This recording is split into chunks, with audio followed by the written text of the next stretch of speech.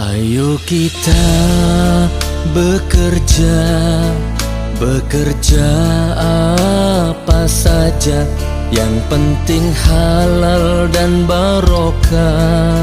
Siang malam terus bekerja.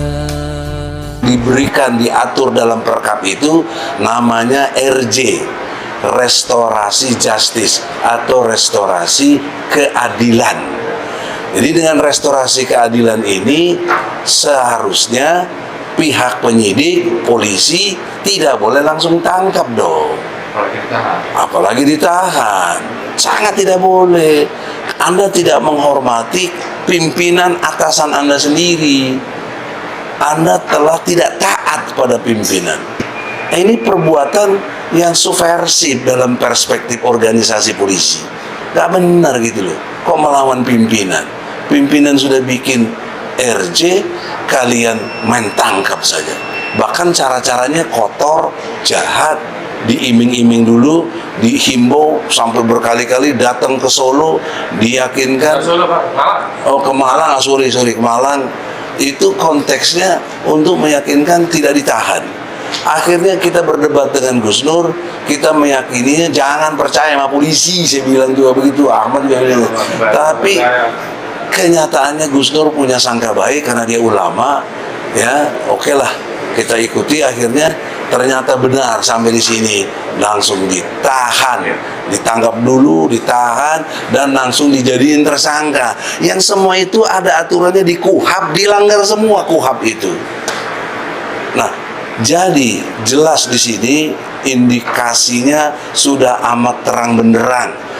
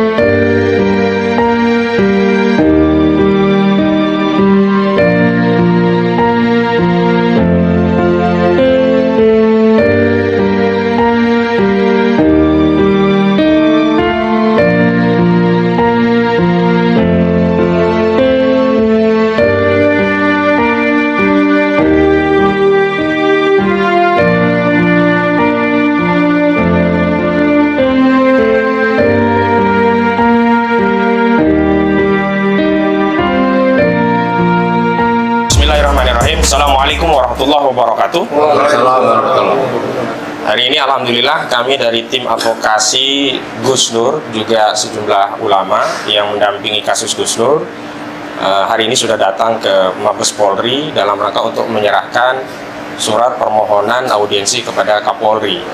Sedianya memang kami bisa bertemu langsung, tapi tadi kami menyadari beliau jadwalnya padat, sehingga kami tadi sebagai pendahuluan telah menyerahkan surat permohonan audiensi kepada Bapak Kapolri Jenderal Polisi Listio Sigit Prabowo, yang dengan harapan surat tadi bisa dijadwalkan, dan saya sudah menyerahkan surat itu berikut kontak person, nomor HP saya, sehingga kalau sewaktu-waktu dari pihak Mabes Polri menjadwalkan waktu bisa menghubungi nomor saya. Nah, untuk rincinya tolong rekan Riki Fatama Jaya untuk dibacakan suratnya dan dijelaskan bahwa hari ini sudah dapat tanda terimanya. Silakan. Ya, bismillahirrahmanirrahim. Assalamualaikum warahmatullahi wabarakatuh. Waalaikumsalam warahmatullahi wabarakatuh. Alhamdulillah, terima kasih sama Bang Ahmad Ghazainuddin dan segenap tim advokasi Gus Nur Kami tadi alhamdulillah hari ini, hari Selasa tanggal 22 November 2022 sudah datang ke Mabes Polri.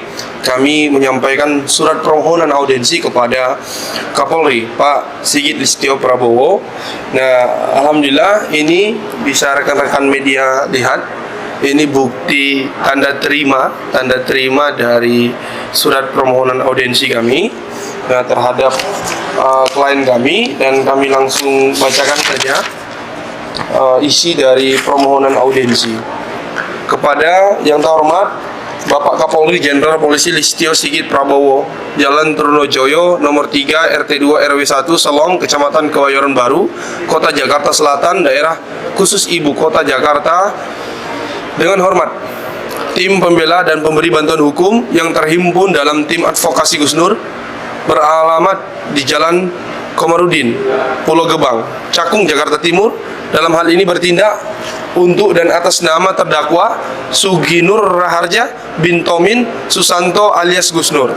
Sehubungan dengan telah ditetapkannya klien kami Suginur Raharja alias Gus Nur sebagai tersangka dan ditahan di rutan Bareskrim Mabes Polri dalam perkara dugaan tindak pidana setiap orang dengan sengaja dan tanpa hak menyebarkan informasi yang ditujukan untuk menimbulkan rasa kebencian individu dan atau golongan masyarakat tertentu berdasarkan atas suku, agama, ras, antar golongan atau sara, dan atau sengaja di muka umum mengeluarkan perasaan dan melakukan perbuatan yang pada pokoknya bersifat permusuhan, penyalahgunaan dan penodaan terhadap suatu agama yang dianut di Indonesia, dan atau barang siapa dengan menyiarkan berita atau pemberitahuan bohong dengan sengaja menerbitkan keonaran di kalangan rakyat, dan atau barang siapa yang menyiarkan suatu berita atau mengeluarkan pemberitahuan yang dapat menerbitkan keonaran di kalangan rakyat sedangkan ia patut menyangka bahwa berita atau pemberitaan itu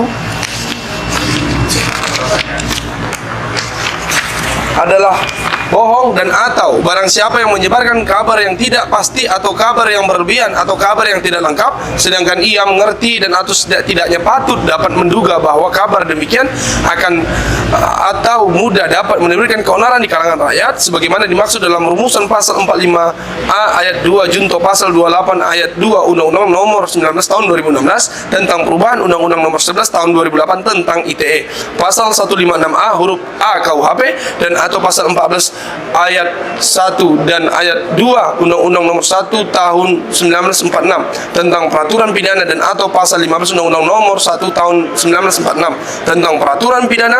Mohon perkenaan untuk menyampaikan hal sebagai berikut. 1.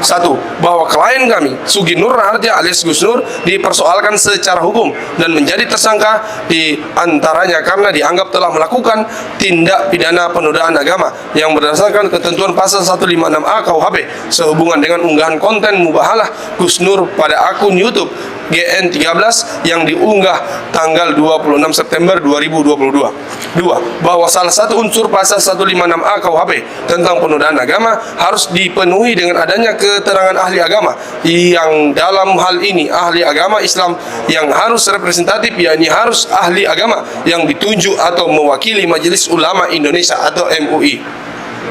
3. Bahwa mubahalah adalah salah satu ajaran syariat Islam, menjadikan konten mubahalah sebagai dasar pengenaan pasal penodaan agama adalah tindakan yang absurd, bahkan justru berpotensi menodai agama Islam. 4. Bahwa jika kasus ini diteruskan, kami khawatir perkara ini akan menimbulkan ketersinggungan dan kemarahan umat Islam karena ajaran Islam terkait mubahalah dijadikan objek perkara pidana.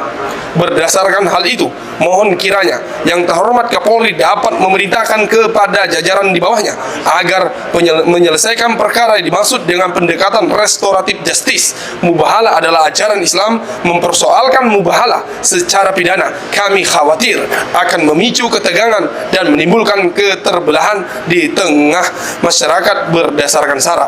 Kami juga mohon agar Bapak Kapolri dapat menjadwalkan pertemuan audiensi dengan kami untuk menjelaskan perkara dimaksud untuk waktunya menyesuaikan dengan agenda Kapolri.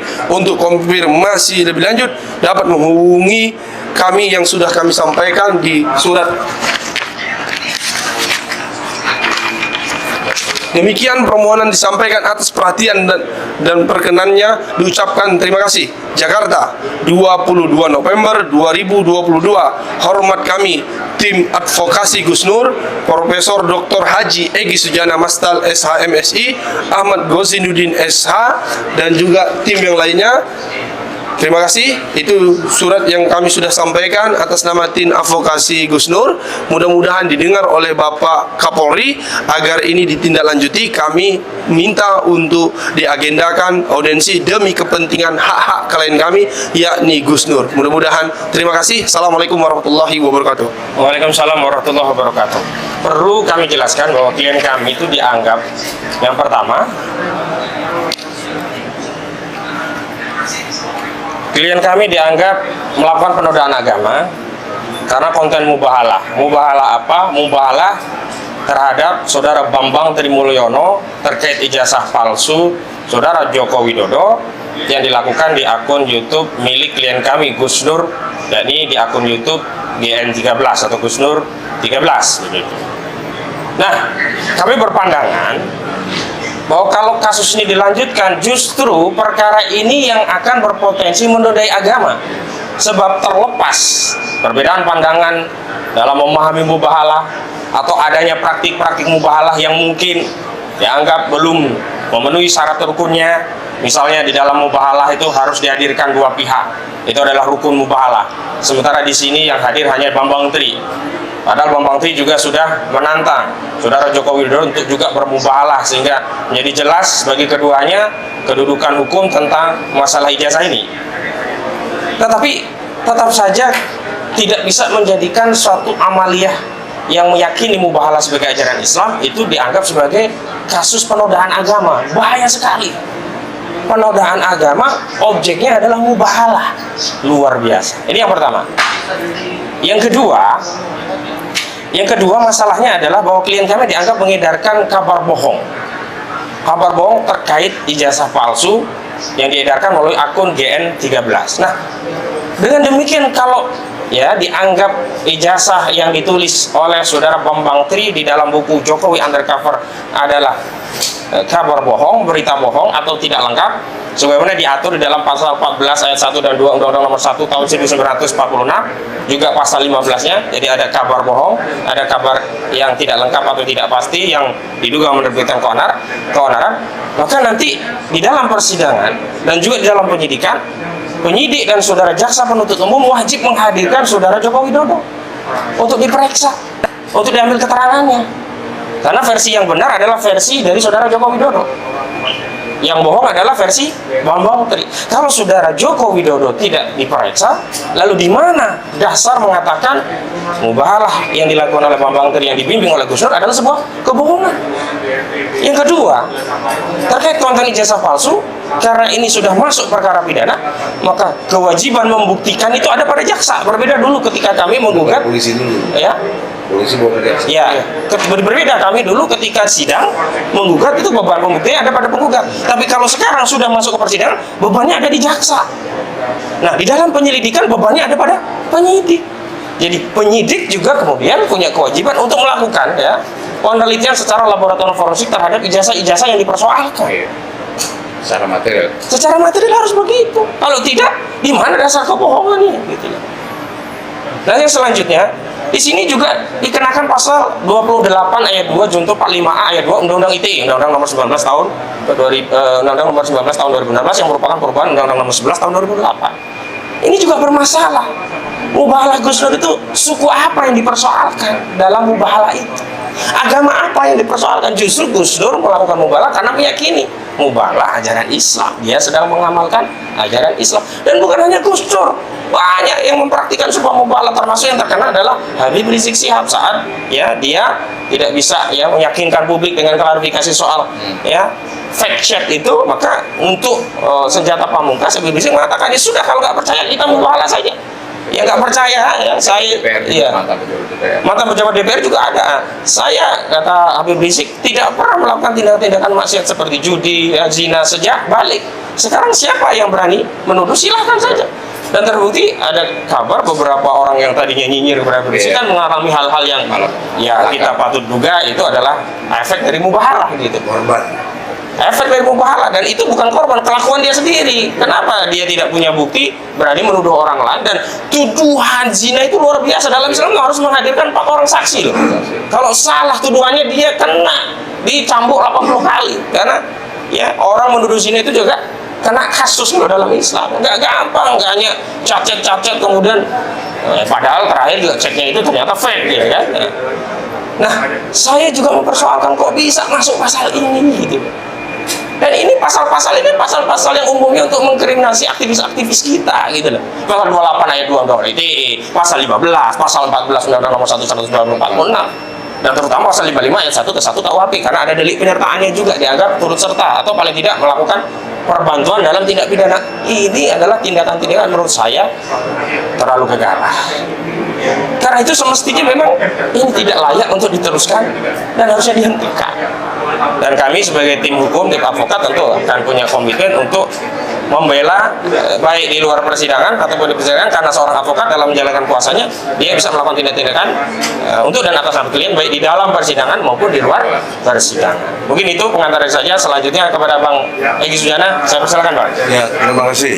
Assalamualaikum warahmatullahi wabarakatuh. Saudara-saudara, konstruk hukumnya sudah sangat jelas bahwa tindak pidana yang dilakukan tuduhannya adalah menyebarkan kabar bohong dan penodaan agama. Kalau tidak salah pasal 14 Undang-Undang Nomor 1 Tahun 46 dan pasal 156A KUHP. Konstruk hukum ini menurut hemat kami tidak tepat karena mubahalah itu ada diatur dalam surat Ali Imran ayat 61. Nanti Pak Kiai bisa lebih menjelaskan. Nah, kalau ini diteruskan, maka dugaan kuat adalah pihak kepolisian yang memulai ini melakukan penangkapan, sebelumnya penyelidikan, mungkin kemudian penahanan, dan kemudian penyidikan itu terhadap yang dimaksud Al-Quran Ali Imran ayat 61 adalah kriminalisasi kepada Al-Quran. Dan ini bertentangan dengan pasal 29 ayat 2. Negara menjamin warga negaranya untuk menjalankan agama yang diyakininya. Apa yang dijamin oleh negara? Kepolisian dalam hal ini mewakili negara, dalam hal ini pemerintah. Mengapa kok orang yang menjalankan agamanya yang diyakininya kok dikriminalisasi, kok ditangkap? Nah, ini satu hal yang sangat secara konstruk hukum Anda polisi telah bertentangan dengan nilai-nilai hukum itu sendiri. Yang kedua, polisi dalam hal ini Kapolri telah mengeluarkan peraturan Kapolri nomor 8 tahun 2021. Saya baca di pasal 1-nya ayat 1, 2, dan 3 tentang tindak pidana adalah perbuatan yang melawan hukum yang berakibat bisa dipenjara, dikurungan, dan dibayar denda. Namun dalam konteks tindak pidana itu ada peluang yang bahwa pihak kepolisian satu mengkriminalisasi Al-Quran Ali Imran ayat 61, kedua prosedur hukum tidak ditempuh dengan baik seperti yang diatur dalam KUHP, yang ketiganya polisi telah mengiming-iming dan menjanji-janji palsu, hoak justru. Kenapa langsung ditangkap dan ditahan? Nah, ini kesalahan serius. Dan ini akan berakibat kalau dibawa ke kejaksaan, mestinya juga batal demi hukum, karena nggak sesuai dengan hukum. Nanti di jaksa juga jadi persoalan serius. Kena pasal 143 KUHP tentang dakwaan yang cermat, yang lengkap, yang jelas, ya, yang tidak obscurable, tidak kabur. Nah, oleh karena itulah dalam kesempatan ini saya menghimbau, tegakkanlah RJ, restorasi justice itu. Kapolri kita udah tulisin surat, lakukan itu. Kalau saya sebagai lawyer, saya senang kasus ini karena tadi saudara Ahmad sudah mengatakan beban ada pada polisi Beban ada pada kejaksaan untuk membuktikan ijazah Jokowi itu asli atau tidak. Mana bebannya? Itulah kemarin kami cabut karena kita punya beban harus membuktikan. Nah, klien kami ditangkap. Bagaimana kita bisa membuktikan? Segala mungkin dan akses saksi dan lain sebagainya Bambang Tri yang punya. Tidak bisa dikeluarkan. Maka kita berpikir counter attack, kita cabut dulu, nanti kita ketemu di pidana. Nah, bebannya itu ada pada kalian polisi dan jaksa. Mari kita bertarung di pengadilan. Saya minta cepat, karena Gus Dur sudah lebih dari sebulan seingat saya ditahan. Mari kita bertarung di pengadilan. Saya bisa belajetin nanti secara ilmu hukum, dan kita harap hakimnya jangan hakim yang masuk angin, hakimnya yang kata Rasulullah dari 3 hakim 2 masuk neraka, ya. Jadi kan biasanya sidang juga 3 hakimnya. Itulah 2 potensi masuk neraka itu kuat sekali. Nah, oleh karena itulah di dalam kesempatan ini saya menghimbau kepolisian, terutama Kapolri, RJ ditegakkan sesuai dengan yang Anda keluarkan sini, peraturan Kapolri nomor 8 tahun 2021, dan juga kejaksaan saya ingatkan nanti juga ada poin tentang deponering, karena ini menyangkut agama, menyangkut keresahan masyarakat besar. Saya akan minta juga deponering nanti, dan terus banyak upaya-upaya lain.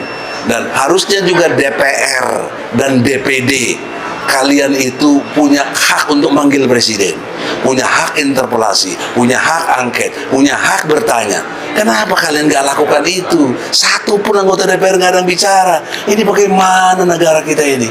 Bagaimana teori Montesquieu akan jalan pembagian kekuasaan tadi?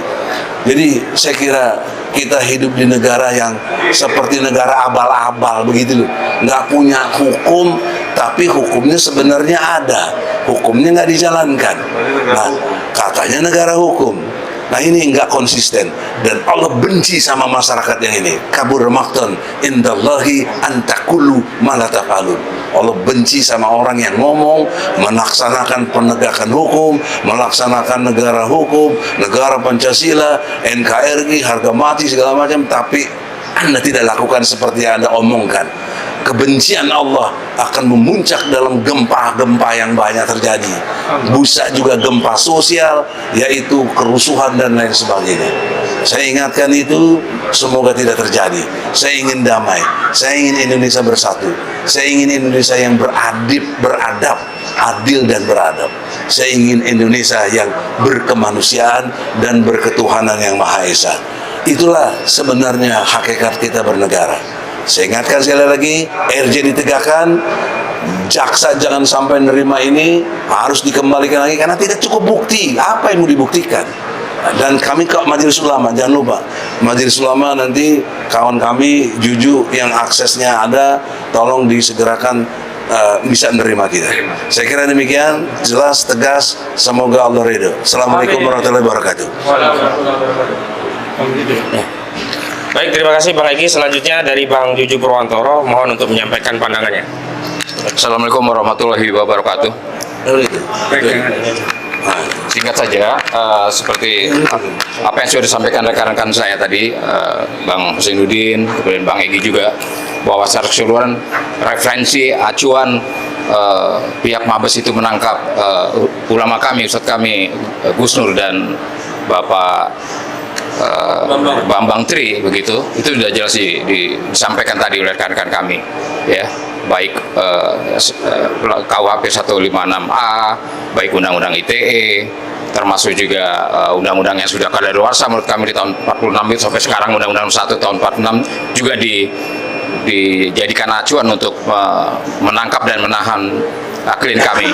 Oleh karenanya, bahwa sampaikan tadi Bang Egy panjang lebar bahwa mereka ditahan karena kasus yang menurut keyakinan umat Islam itu adalah jelas acuannya, Bang, apakah di Al-Quran sendiri maupun di sunnah-sunnah Rasul. Undang-Undang 45 sendiri juga mengatakan menjamin ya kita menjalankan agama dan ibadah dan agama masing-masing sesuai dengan keyakinannya, begitu kan. Nah, ini fakta terjadi, dan ini pertama kali terjadi bahwa warga negara Indonesia melakukan atau menjalankan syariat agamanya ditangkap dan ditahan. Nah, oleh karenanya hal seperti ini yang sudah menurut kami jelas tendensius begitu ya, dan menyasar atau ditujukan pada terutama pada ulama dan umat muslim ini harus segera dihentikan di era rejim ini. Banyak sekali kasus-kasus ya rekan-rekan, apakah itu ulama, apakah itu aktivis muslim yang dalam era rejim ini mereka diperiksa, ditangkap dan ditahan begitu, dan ini harus dihentikan, Bang Egy. Ya. Harus dihentikan ya. Kalau tidak, penjoliman terutama pada umat muslim terus akan berlangsung di era rejim ini. Demikian harapan dan saran kami. MUI gimana MUI? Ya, tadi Bang Egy juga nyebut MUI. MUI juga harus secara tegas, ya, harus secara tegas mengatakan bahwa ini adalah jelas kepentingan umat, pentingan umat yang dasarnya adalah Quran dan hadis. Bagaimana mungkin ya seseorang melakukan keyakinannya tapi menjadi penodaan agama, Bang Egy? Ya. Oleh sebab itu, pihak Majelis Ulama Indonesia harus bersikap, harus mengeluarkan fatwanya tentang ini, gitu ya. Kami tunggu dengan segera MUI. Begitu sementara ini. Wassalamualaikum warahmatullahi wabarakatuh. Waalaikumsalam warahmatullahi wabarakatuh. Selanjutnya kepada Ustadz Iman Saifullah. Tafadhol, Bang. Assalamualaikum warahmatullahi wabarakatuh. Waalaikumsalam. Alhamdulillah wa syukurillah wa ni'matillah la khawla wa la quwata illa billahil aliyyil azim. Saya sampaikan sekali lagi kepada Bapak Kapolri, berkali-kali saya sampaikan kepada Bapak Kapolri agar segera membebaskan Gus Nur. Ya, sekali lagi agar segera membebaskan Gus Nur, karena jangan sampai menambah ya negara kita ini yang sudah hancur. Ya, bahkan banyak sekali ini yang sudah berbicara negara kita ini bukan hanya hancur, tapi sudah hancur lebur, saudara sekalian. Betul tidak? Betul. Ya, coba luar biasa. Tidak ada hal yang kemudian dengan pretensi negatif ataupun kebencian terhadap ya rezim Jokowi ini. Kalau kita lihat ya tiba-tiba muncul dari Bapak Abraham Somad, mantan ketua KPK terdahulu, ya, bahwa hutang luar negeri ini 7.000 langsung bisa dilunasi seketika. Ya, kenapa tidak bisa? Karena ini menunjukkan bahwa korupsi terutama di tambang dan juga batu bara ini sudah ugal-ugalan. Dan ditegaskan juga oleh Kombes Dharma Parengkun. Ya, Parengkun, ya, bahwa dalam tempo sehari hutang luar negeri kita 7.000 lebih langsung bisa dilunasi. Sama juga menurut beliau bahwa negara kita ini kenapa tidak bisa, karena terjadi korupsi yang sangat luar biasa ugal-ugalan. Ya, ini adalah merupakan peringatan keras dan juga merupakan ya opini yang juga statement yang menjatuhkan citra dari ya kepolisian, yang menunjukkan tidak berdaya untuk menghadapi ya oligarki mafia yang telah melakukan korupsi besar-besaran. Ya, tidak hanya itu, tidak hanya dari sisi ekonomi yang negara kita ini sudah hancur lebur, dari sisi hukum ini peringatan yang sudah gamblang kepada Bapak Kapolri. Ya, bagaimana Harun Masiku sampai sekarang ini ya masyarakat membuli kepolisian, tidak berdaya untuk menangkapnya. Muncul lagi sekarang ini buku merah, ya Bang, ya ramai sekali ini. Ya, muncul lagi juga Buku hitam. ya Allah, Sambo ini buku hitam, subhanallah. Mafia 303, Mafia Sambo. Masih ditambah lagi ada buku Bolong, ya Ismail Bolong. Coba, luar biasa. Ini Bapak Kapolri, ya luar biasa. Sampai tidak hanya masyarakat mengatakan, ya jangan lapor kepada polisi, jangan percaya kepada polisi. Tidak hanya itu, percuma lapor polisi masih tidak cukup, Bang. Jijik bertemu dengan polisi. Coba, masyarakat luar biasa. Ya, ini adalah kemarahan yang nampak nyata dari masyarakat itu kepada ya rezim Jokowi dan institusi kepolisian. Maka jangan ditambah kasusnya Gus Nur ini. yang tadi sudah dijelaskan terjadi kesalahan prosedur, ya, mentersangkakan Gus Nur, terjadi kesalahan prosedur, juga menangkap Gus Nur, dan yang paling fatal di sini adalah mubahalah, ya, dituduh, ya, terjadi penodaan agama. Subhanallah, ya, mubahalah ini merupakan ajaran Islam, merupakan hukum Islam, ya, ajaran Islam yang sudah masyhur, yang sangat terkenal. Bahkan menurut para ulama seluruh mazhab ini, mubahalah ini juga berkaitan dengan akidah Islam. Orang yang melakukan kalau itu benar pasti akan menanggung akibatnya yang dia berbohong. Seperti yang saya sampaikan tadi, ya, berulang kali di dalam surat Al-Imran ayat 61, A'udzubillahi minasyaitonirrajim. Bismillahirrahmanirrahim. Tsumma nabtahil fanaj'al la'natallahi 'alal kadzibin. Kemudian marilah kita ini bermubahalah kepada Allah SWT dan mintalah laknat Allah SWT menimpa kepada orang-orang yang berdusta. Ya. Dan kita lihat dampaknya ini luar biasa. Ya, tadi dikatakan bahwa dampak dari mubahalah atau dampak dari doa kaum muslimin, dampak dari kezaliman kepada rakyat ini sangat luar biasa. Ya, Kapolri ini kemudian dikepung, dihancurkan dengan berbagai macam kasus. Ya, dan juga citranya yang juga hancur. Ini menunjukkan, ya, dampak dari kezaliman, Bang.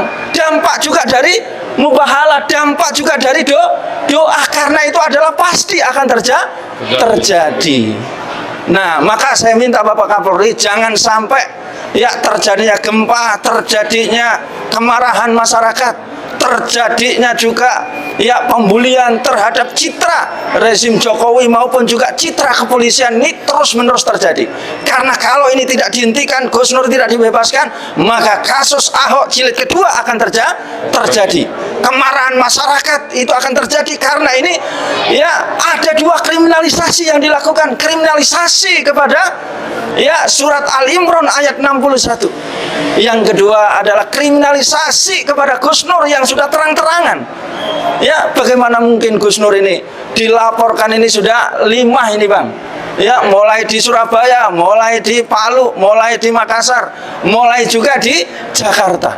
Yang semuanya ketika masuk kepada sidang, subhanallah, sidangnya sidang dagelan. Sidang sangat lucu sekali, tidak mampu membuktikan itu. Nah, ini barangkali Bapak Kapolri yang saya sampaikan, ya, maka hati-hatilah dan segera bebaskan Gus Nur kalau tidak ingin mendapatkan balasan yang sangat keji dari Allah SWT. Yang kedua, mungkin Allah SWT akan memberikan balasan dengan caranya yang lain. Kemarahan dari masyarakat, mungkin juga gempa, mungkin juga kasus Sambo yang kedua, ketiga, keempat akan terjadi berbagai macam kemungkinan balasan Allah yang akan menjatuhkan, ya, rezim Jokowi ataupun institusi kepolisian ini bagi Allah SWT mudah kalau kemudian tidak ditegakkan keadilan dan dibebaskan Gus Nur. Dari kami demikian dulu nasihat kami. Jazakumullah khairan katsira. Assalamualaikum warahmatullahi wabarakatuh. Warahmatullahi wabarakatuh. Baik, terima kasih kepada rekan-rekan sejawat, Bang Egy Sujana, Bang Juju Purwantoro, rekan Riki Fatamazaya, rekan Anwar, juga Ustaz Ilham Saifullah. Jadi kami perlu sampaikan bahwa hari ini kami ada 2 agenda. Yang pertama, menyerahkan surat audiensi. Kenapa demikian? Karena kami berkeyakinan kalau Pak Listio Sigit Prabowo bertemu langsung dan mendengar penjelasan dari kami langsung, kami berkeyakinan kasus ini tidak akan diteruskan. Karena kami masih khawatir, ya, struktur di bawahnya itu ada dugaan ABS, asal bos senang, sehingga tidak mengetahui fakta sesungguhnya yang terjadi di tengah-tengah masyarakat. Dan ini berbahaya bagi pimpinan kalau laporannya tidak disampaikan apa adanya. Karena itu dengan beraudiensi nantinya kami bisa sampaikan hal-hal ini bisa langsung kepada Kapolri, sehingga Kapolri bisa mempertimbangkan secara utuh dan menyeluruh sehingga kesimpulannya tidak keliru. Yang kedua, kami agendanya nanti kita akan jenguk Gus Dur karena agenda untuk jenguk Gus Dur itu hari Selasa dan hari Kamis. Nah, ini hari Selasa, nanti kami akan jenguk di Rutan Barreskrim dan di sini juga. Dan mohon doanya kepada seluruh masyarakat agar Gus Dur diberi kesehatan, ketabahan. Kita juga ini advokatnya juga diberi kesehatan, keamanan, perlindungan dari Allah Subhanahu wa taala. Karena itu mari kita berdoa. A'udzubillahi minasyaitonirrajim. Bismillahirrahmanirrahim. Hamdan syakirin, hamdan na'imin, hamdan ya'afina ma wa yukafi mazidah. Ya Rabbana lakal hamdu wa lakal syukru kama yanbaghi li jalali wajhikal karim wa 'azimi sultanik. Allahumma ighfir lil muslimin wal muslimat wal mu'minin wal mu'minat al ahya'i minhum wal amwat. Innaka sami'un qaribun mujibu da'wati ya qadiyal hajat. Allahumma inna nas'aluka salamatan fid dunya wal akhirah wa 'afiyatan fi jasadi wa sihhatan fi badani wa ziyadatan fil ilmi wa barakatan fi rizqi wa tawbatan qabla al maut wa rahmatan indal maut wa maghfiratan ba'dal maut. Allahumma hawwin 'alaina fi sakaratil maut wa najatan minan nar wal 'afwa indal hisab. Rabbana atina fid dunya hasanah wa fil akhirati hasanah wa qina adzabannar. Walhamdulillahi rabbil alamin. Assalamualaikum warahmatullahi wabarakatuh.